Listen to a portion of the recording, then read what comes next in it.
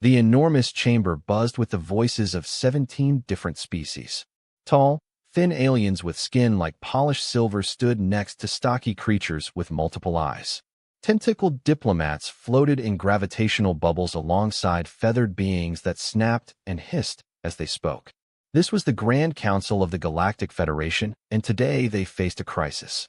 Ambassador Zilith, with his blue-gray skin and 4 arms, knocked on the crystal podium. The room fell silent.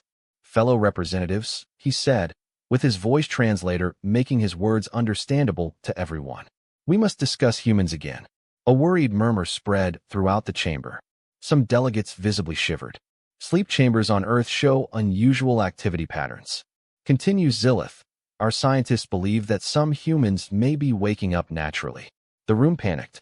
A reptilian delegate named Orcs slammed his clawed hand on the table. "Impossible. Sleep was designed to last another 2 centuries. Zilith raised his 4 hands. "Please remain calm. We follow the agreement made with Jack Miller, your last diplomat. The human race has chosen to sleep until it is ready to join us peacefully. We take care of them as promised." On the large screen behind Zilith appeared images of the Earth, beautiful blue oceans, green forests, and white clouds. Then the image was enlarged to show vast underground bunkers where millions of humans slept in special capsules. "For 300 years, the rule was clear," Zilith said. "Never wake up humans. Every child in the galaxy learns this before they learn to count." An older alien with wrinkled purple skin and wise eyes spoke. "Maybe we should remind everyone why this rule exists." Zilith nodded. "Thank you, Elder Moba." He touched a control, and the screen changed to show old recordings.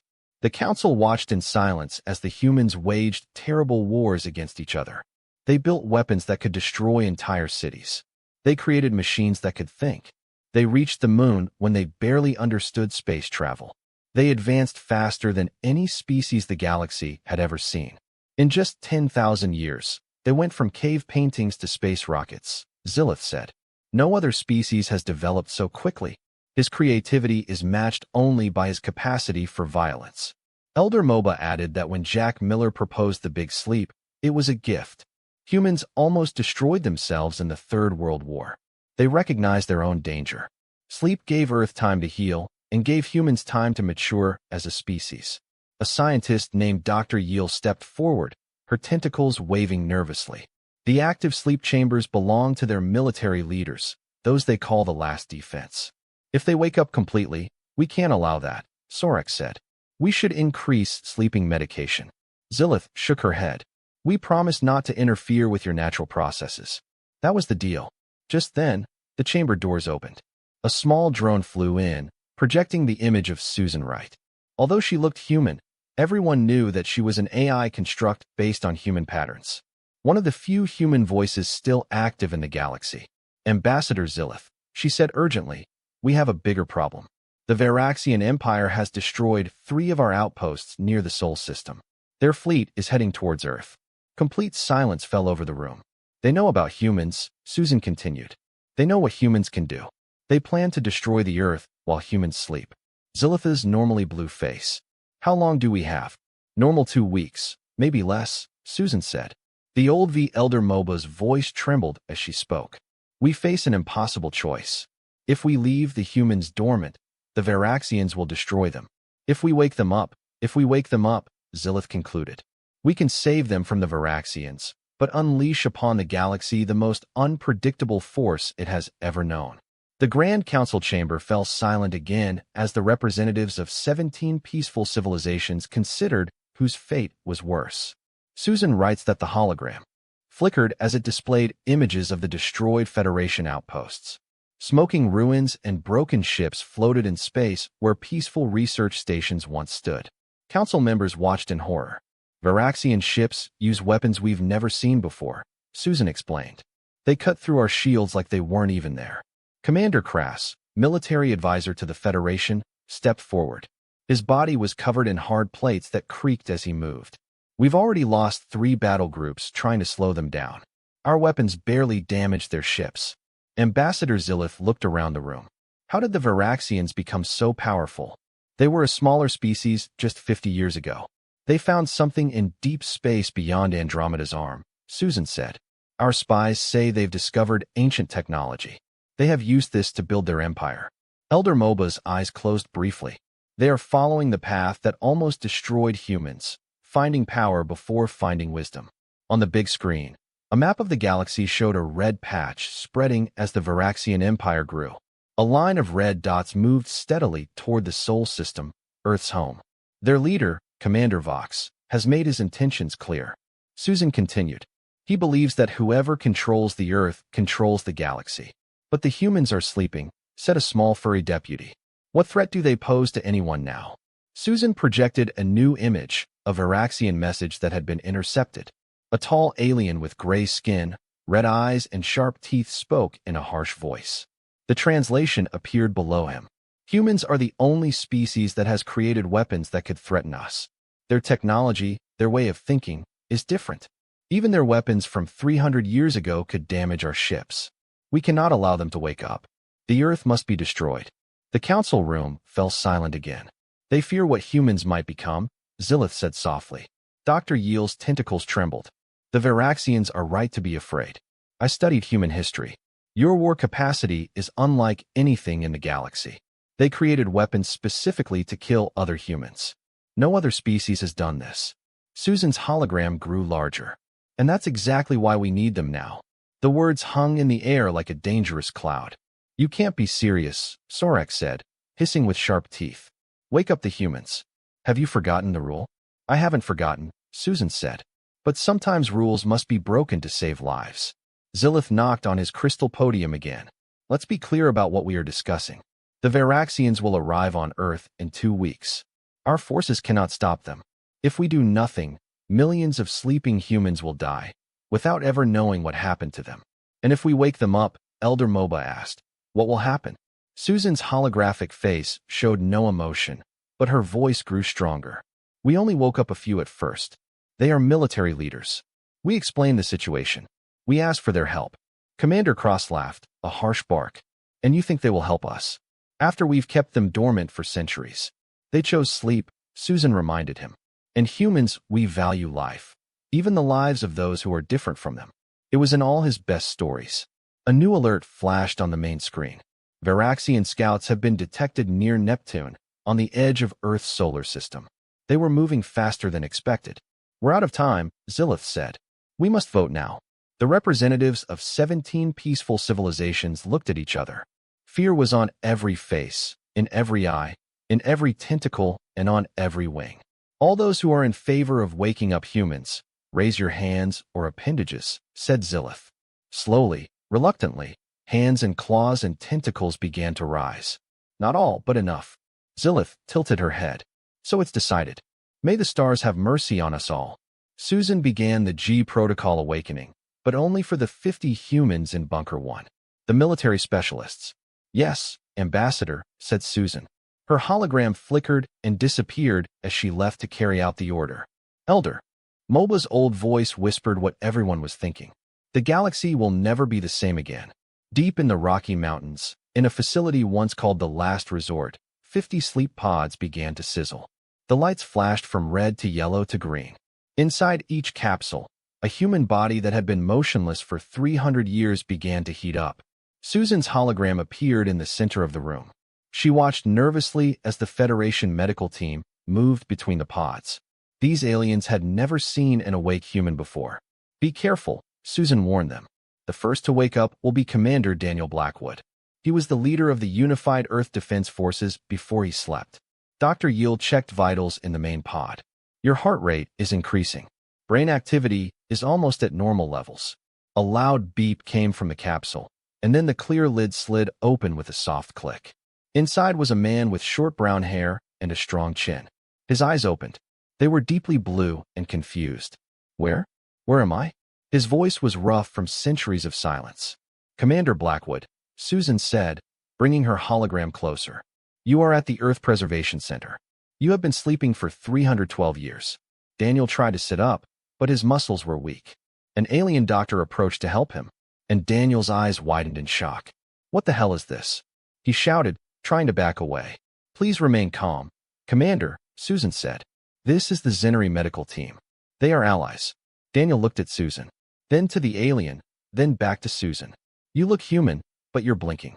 I am an AI construct based on human patterns. My name is Susan Wright. I was created to be a bridge between humans and the Galactic Federation. Daniel's training took over. Shock aside, why was I woken up? Sleep was supposed to last 500 years. Before Susan could respond, more capsules began to open. A dark-haired woman quickly sat down. His eyes alerted, despite just waking up. Status report, she demanded. Laura Martinez, Susan identified her. Tactical specialist. Nearby, a tall man with glasses examined his pod with interest. This technology has been modified. These are not the same capsules we went to sleep in. A fourth capsule opens, revealing a woman with short blonde hair who immediately looks for weapons. Where's my kit? What is happening? As the rest of the pods opened, the room filled with confused and alarmed humans. Some reacted with fear, others with curiosity. They all looked at Daniel. He stood there, trembling, leaning against his capsule. Everyone stay calm.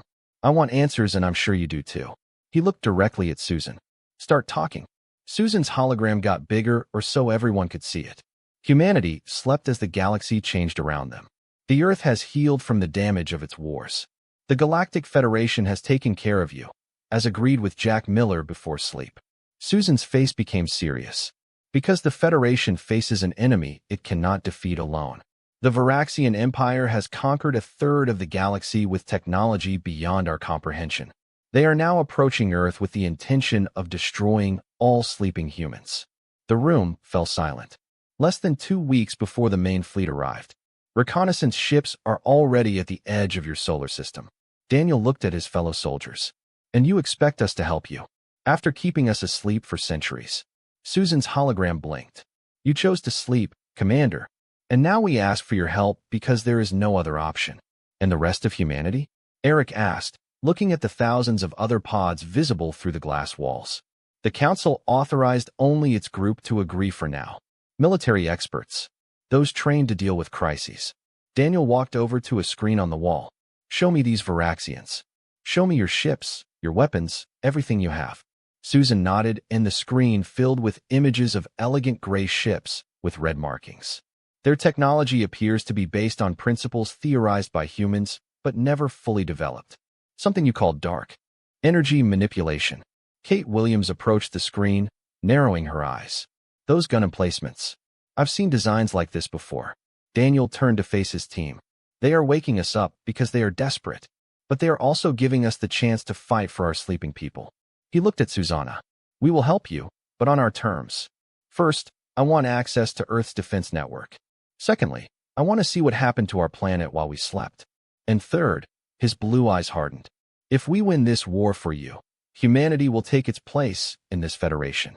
As equals, not as scientific experiments to be put to sleep. Susan's hologram nodded. The Council will agree to your terms, Commander. They have no choice.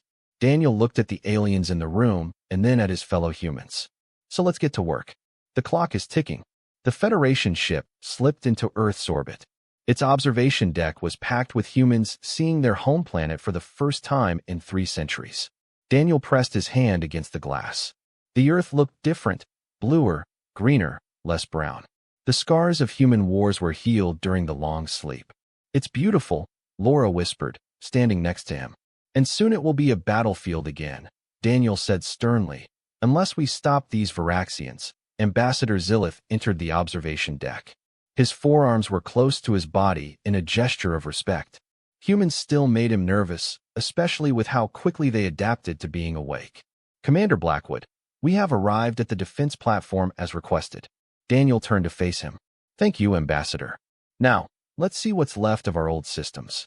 The orbital platform was once a human military satellite. Now it was covered in dust, silent for centuries. Eric and Kate led a team inside while Daniel, Laura, and Zillith waited on the ship. Your Federation has made changes to our defense network, Daniel said. It wasn't a question. Zillith's skin changed color slightly, a sign of discomfort. Just small adjustments, to monitor natural disasters that could threaten sleeping humans. Daniel's eyes narrowed. And to make sure we couldn't wake up and start building weapons again. Before Zillith could respond, Air's voice IC passed through the communication system. Commander, you'll want to see this. Inside the platform, Eric activated ancient computer systems. The screens came to life, showing a map of the solar system. The red dots passed through Neptune. The Varisian scouts, Laura said, studying the exhibit. They are faster than we expected. Kate was examining an old weapons station. Most of our missile systems are dead, but the energy grid still works. We could increase the laser's defenses with some work. Daniel turned to Zilith. We need more time, and we need access to your Federation's technology. Back on the Federation's main ship, Susan prepared a meeting room. Human military experts were sitting next to a large table. Federation scientists and engineers on the other. The tension in the room was thick. Eric spread out diagrams of Federation shields and engines. Its technology is impressive, but too passive. You focused on defense, not offense. A Federation engineer named Grell, whose body resembled a tall insect, clicked his jaws nervously. Our species has evolved beyond the need for weapons of war. Kate laughed. That's great until someone like the Varaxians comes along who hasn't evolved beyond wanting your stuff. Laura studied the star maps, showing the movements of the Varaxian fleet. They are using a standard attack formation. Predictable. This gives us an advantage. Daniel stood at the head of the table. Here's what we're going to do. Eric, take a team and modify 3 Federation ships with human weapon designs. Kate, I want you to reactivate Earth's orbital defense network. Laura, develop a battle strategy that will surprise these Varaxians. Humans move with purpose, their energy filling the room. The Federation crew members watched in amazement as the humans worked tirelessly, sleeping only a few hours a night. On the 3rd day, Ambassador Zilith found Daniel alone on the lookout, watching the Earth's rotation below. You work differently than any species I have ever seen, Zilith said. So focused, so motivated. Daniel didn't look away from Earth. We've always been good at war, Ambassador. It is with peace that we fight. The board is concerned, Zilith admitted. They fear what will happen after this conflict if you succeed. Now Daniel turned to face him. They're afraid we won't go back to sleep. You could. Daniel's face was calm but determined. If you were us, would you take 300 years off your life? Awakened only when necessary as a weapon. Zilith had no response. A sudden alarm sounded throughout the ship. Susan's hologram appeared. Varaxian warships have entered the inner solar system. They've bypassed Jupiter's moons and are heading straight for Earth. Daniel's expression didn't change. Tell Laura to prepare her tactical team. Tell Eric to launch the modified ships. He looked once more at Earth and then at Zilith. It's time to show the galaxy why everyone was so afraid of waking up humans. The 3 modified Federation ships positioned themselves near Mars. They looked strange now, with additional weapons systems that Eric and his team had built using old human designs and new Federation materials. Laura got off the first ship, her voice calm as she gave orders. Remember the plan. Let them think we are weak. Let them come to us. On the Federation's main ship, Daniel watched the monitors with Kate and several nervous alien officers. The Varaxian fleet was impressive. 20 large warships with hundreds of smaller fighters. Its gray hooves glowed with red markings as it continuously moved towards Earth. They're not even trying to hide, Kate said. They think this will be easy. The leading Varaxian ships saw a transmission. Commander Vox appeared on the screen, tall, with grayish skin, red eyes, and sharp teeth. His voice was deep and rough. Federation ship, this is Commander Vox of the Varaxian Empire. Hand over Earth to us, and we will allow your ship to exit the system unharmed. Daniel stepped forward where Vox could see him. This is Commander Daniel Blackwood from Earth. We're not going anywhere. Vox's red eyes widened in surprise. A human, awake. He turned to someone off-screen. They broke their own rule. Then back to Daniel. This doesn't change anything. Your dormant race will be eliminated today. The transmission has ended. Daniel looked at Kate. Now we find out if your modifications work. The Varaxian fleet sped toward Mars, where Laura's 3 ships waited. The aliens on the Federation ship held their breath.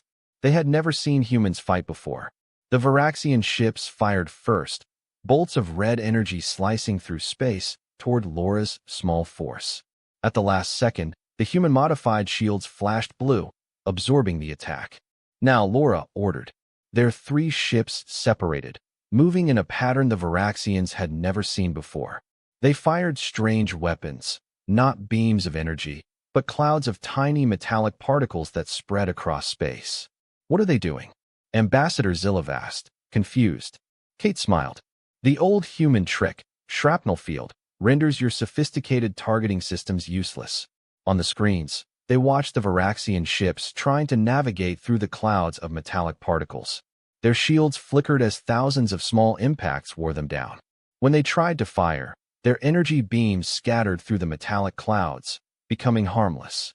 Laura's ships took advantage of the confusion to close in on the larger Varaxian ships, placing small devices on their hulls before moving away. Magnetic pulse pumps, Kate explained. 3, 2, 1. The devices detonated simultaneously, not with fire or explosion, but with waves of energy that caused the Varaxian ships to black out. Their engines died. Their weapons stopped working. As Zilith asked in surprise, your weapons are so primitive compared to theirs.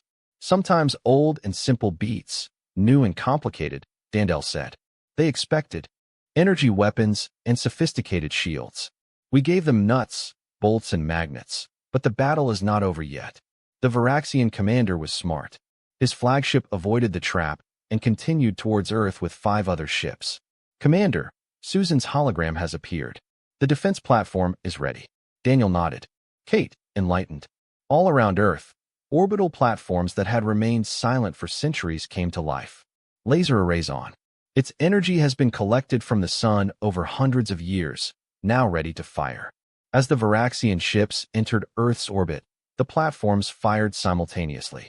Beams of concentrated light sliced through 3 enemy ships before they could react. The others scattered, trying to avoid the deadly fire. On his flagship, Commander Vox attacked his crew. How is this possible? They were supposed to be a primitive, dormant species. His ship's viewing screen lit up, showing Daniel's face. You made a mistake, Commander Vox. You thought that because we were sleeping, we were defenseless. You thought that because our technology is older, it is weaker. Daniel's blue eyes were cold. But there is something you should know about humans. A warning alarm sounded on Vox's ship as more human-modified ships appeared behind them, preventing their escape.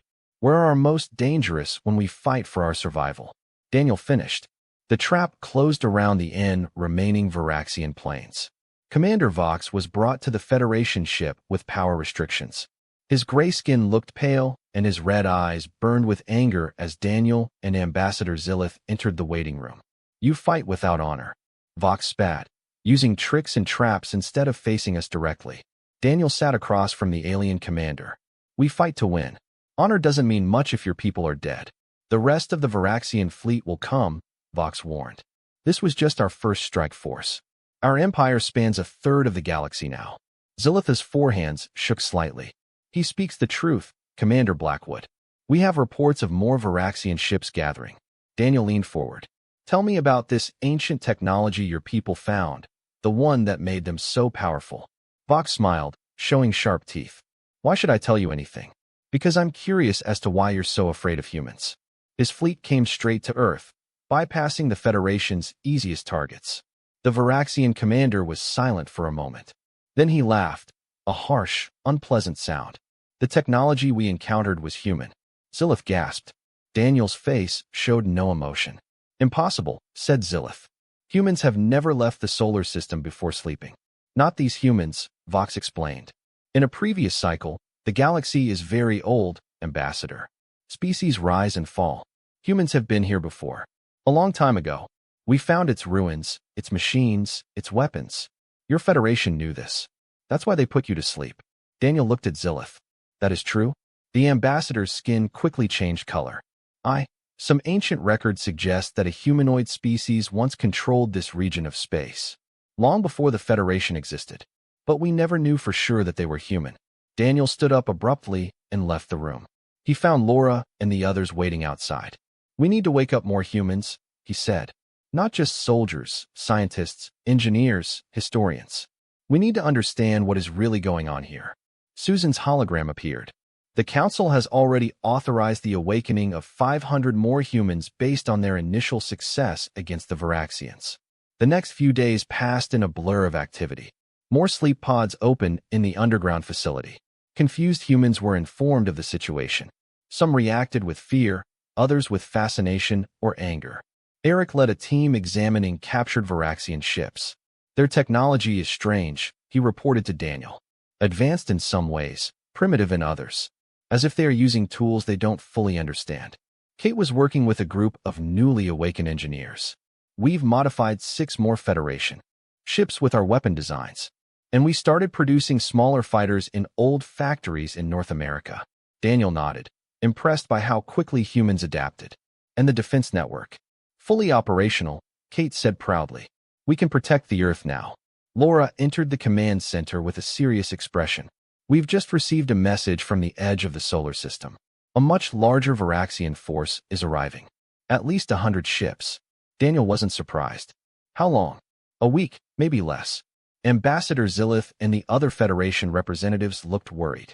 We should request reinforcements from the Federation, Zilith suggested. Daniel shook his head. There is no time. And from what I saw, their ships wouldn't be much help anyway. He turned to Susan. We need to wake up more humans. Susan's hologram blinked. How many? All of them. The room fell silent. Commander, Zilith said carefully. There are millions of humans in stasis. The advice just authorized them. I don't care what your board authorized. Daniel interrupted. It's no longer just about defending the Earth from attack. The Varaxians have used ancient human technology to conquer a third of the galaxy. We need to understand what we are really fighting against. He looked at the aliens and humans in the room. This is no longer just a battle. It's a war for survival. And I want my people awake to this. Nobody argued with him. They all saw what just 50 humans could do. The idea of millions was both exciting and terrifying. In orbit around Earth, the first truly human ships in 3 centuries were taking shape. Built from a combination of ancient human designs and new Federation materials, they looked unlike anything the galaxy had ever seen. The sleeping giant wasn't just awake. He was preparing to fight back. The Earth was waking up. Across the planet, sleeping facilities buzzed with activity as millions of humans opened their eyes for the first time in 3 centuries. Cities that were silent were once again filled with voices. Lights shone in buildings that had been dark for generations. From orbit, Daniel watched his planet come to life. The expression on his face was a mixture of pride and concern. It's a beautiful view, Laura said, joining him at the observation window. And dangerous, Daniel replied. The Federation is terrified of what we are doing. Ambassador Zilith had indeed sent urgent messages to the Council. The decision to wake up all humans was not approved. But there was little the Federation could do now. Humans were taking control of their own destiny. On the command ship, Eric burst into the meeting room where Daniel, Laura, and Kate were discussing strategy. We found something, he said, eyes wide with excitement. In the old archives, pre-sleep records that were hidden from the Federation. He placed a small device on the table. He projected images of space, star maps, and strange structures floating between distant planets. Our ancestors were further out in space than we've been told, Eric explained. They found ruins, ancient technology. But they also found warnings. Kate approached the images, warning about what? About the dangers of using technology without understanding it. Our ancestors decided to stop exploration, to focus first on solving Earth's problems. That's one of the reasons they agreed to sleep. Daniel carefully studied the star maps. These locations, many of them are now in Varaxian territory. Exactly, said Eric. The Varaxians found what our ancestors left behind. But they ignored the warnings. Susan's hologram appeared. Commander, the Varaxian fleet has entered the outer solar system. 98 ships confirmed. Daniel stood up. It's time. Launch our fleet. From Earth's orbit, 300 ships left to confront the Varaxian force. They were smaller than enemy vessels, but faster and more agile. Many were Federation ships just a few days ago. Now transformed by human engineers, Laura took command of the lead ship. Daniel remained in orbit to coordinate the defense of Earth itself. Kate prepared special weapons for the upcoming battle. As the 2 fleets approached near Jupiter's orbit, the Varaxians sent a transmission. This time it wasn't Commander Vox, but a different Varaxian. Taller, with darker gray skin and larger red eyes. I am the next High Commander of the Varaxian Empire. You hold our commander prisoner. You resist the inevitable. Your primitive species cannot hope to defeat us. Daniel replied calmly. This is Commander Blackwood from Earth. We have no dispute with your empire. Log out of our system, and there can be peace between us. Then he laughed. Peace. Your kind does not understand peace. We found its ancient ruins. We know what humans are capable of. The galaxy will be safer with the elimination of your species. The transmission has ended. Daniel turned to Kate. They are afraid of us, of what we can become. They should be, Kate said with a dark smile. The battle began with the Varaxians shooting first, just as they had done before. But this time the human fleet did not try to absorb the attack. Instead, the ships separated, moving in patterns that seemed random but were carefully planned by Laura. The Varaxians were unable to attack them effectively. Their big ships were designed for power, not speed. The human ships darted among them, firing weapons that disrupted their engines and shields rather than attempting to destroy them outright. From his captured cell, Commander Vox watched the battle on a small screen. His expression changed from confidence to concern to fear as he watched the human strategy unfold. "You don't understand what you are facing," he said quietly to the Federation guard who were watching him. "Humans don't fight like other species. They don't think like other species." In space, a group of Varaxian ships grouped together for protection. Laura saw the opportunity and gave the order. 10 human ships launched clouds of small robots, each no bigger than an insect that attached itself to the Varaxian hooves and began cutting through their armor. Another group of human ships led by Kate fired strange weapons that did not damage the Varaxian ships, but disturbed the crew inside, leaving them confused and disoriented. High Commander next watched in growing horror as his ordered attack turned into chaos. The humans weren't fighting according to any rules he understood. They weren't trying to match strength with strength. They were turning their own fleet against itself. And behind this first wave of human ships, more were arriving. Earth was now fully awake and all its industrial capacity was focused on one goal: survival. The battle lasted 3 days. When it was all over, the once mighty Varaxian fleet lay in ruins. Damaged ships floated in space. Those who could still fly were retreating, sending urgent messages back to their empire. On the Federation command ship, Daniel met with Ambassador Zilith and the council members who had traveled to Earth to see the situation for themselves. The aliens looked at him with a mixture of fear, respect, and admiration. "You defeated a force 3 times your size," said Elder Moba, his ancient eyes wide. "No Federation species could have done this." Daniel nodded. "We had advantages. We were fighting for our home. And we think differently than you. Or than the Varaxians," added Laura, who had just returned from battle. His uniform was wrinkled from 3 days without sleep, but his eyes were alert. Eric and Kate joined them, bringing star maps and data from captured Varaxian ships. Eric pointed to several locations deep in Varaxian territory. These are the places where they found ancient technology, the ruins of what could have been human settlements from thousands of years ago. Kate added, "And that's why they're so afraid of us. They think that if we reach our full potential, we will recover everything they built with our old technology." Council members seemed worried. One of them, a tall being made of what appeared to be crystal, spoke in a musical voice. "What will you do now, Commander Blackwood? Your people are awake. Your ships are armed. The Federation's greatest fear has come." "True." Daniel looked out the window at Earth, now illuminated by the lights of the waking cities. "That depends on you. We want to join the galaxy as equals, not as weapons to be used when necessary and guarded when feared." Ambassador Zilitha's forehands represented a gesture of acceptance. "The Council has already voted. Earth will be a full member of the Federation with all rights, protections, and responsibilities," added Elder Moba. "Of course," Daniel agreed. "We will help defend the Federation against the Varaxians, but not by conquering them, but by showing them a better way forward." Susan's hologram appeared. "We are receiving a transmission from the Varaxian planet. It's not from your military. It's your civilian leadership." A new face appeared on the screen. A Varaxian female with lighter gray skin and orange eyes instead of red.